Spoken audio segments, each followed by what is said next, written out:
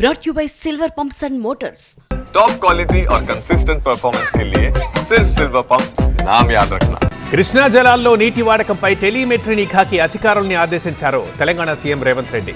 ఖచ్చితమైన వివరాలు ఉండాల్సిందేనన్నారు. ఇక ఆంధ్రప్రదేశ్ నుంచి అందని నిధుల సాయంపై కేంద్రానికి ఫిర్యాదు చేయాలని సూచించారు.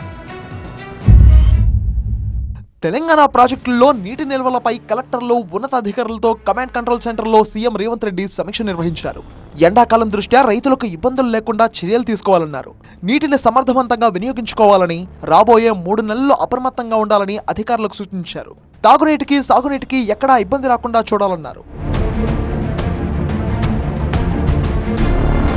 శ్రీశైలం, నాగార్జున సాగర్ నుంచి కృష్ణా జలాలను వినియోగించుకునే విషయంలో అప్రమత్తంగా ఉండాలని ఇరిగేషన్ అధికారులకు సూచించారు సీఎం రేవంత్ రెడ్డి. నిర్ణీత కోటా కంటే ఏపీ ఎక్కువ నీటిని తరలించకుండా అడ్డుకట్ట వేసేందుకు టెలిమెట్రీ విధానమే పరిష్కారమన్నారు.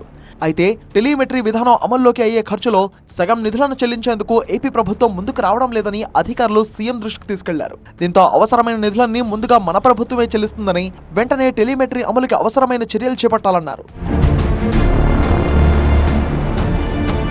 సాధారణంగా భూగర్భ జలాల పర్యవేక్షణకు టెలిమెట్రీ విధానం ఉపయోగిస్తారు. రిమోట్ ప్లాంట్ల దగ్గర ఖచ్చితమైన కొలతలు, ఏ స్థాయిలో నీళ్లు ఉన్నాయి, ఎంత మొత్తంలో నీళ్లు విడుదలవుతున్నాయి, అవసరమైతే ఈ సిస్టంతో నీటి విడుదలకు బ్రేక్ వేసే అవకాశం కూడా ఉంటుంది. ఖచ్చితమైన నిఘాతో అన్ని వివరాలు తెలుస్తాయన్నమాట. ఈ విషయంలో కేఆర్ఎంబీకి లేఖ రాయాలని ఇరిగేషన్ ముఖ్య కార్యదర్శిని ఆదేశించారు సీఎం రేవంత్ రెడ్డి.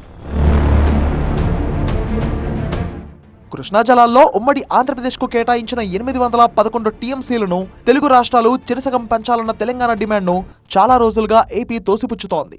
ప్రస్తుతం అమల్లో ఉన్న 66:34 దామాషాలోనే నీటి కేటాయింపులు, వినియోగం కొనసాగించాలంటోంది. పైగా తమ వాటా తమ వాడుకుంటే టెలిమెట్రీలు ఎందుకని గతంలోనే ఏపీ ప్రభుత్వం ప్రశ్నించింది. లేటెస్ట్ గా తెలంగాణ సీఎం రేవంత్ రెడ్డి టెలిమెట్రీ విధానాన్ని తెరపైకి తీసుకురావడం ఆసక్తిగా మారింది.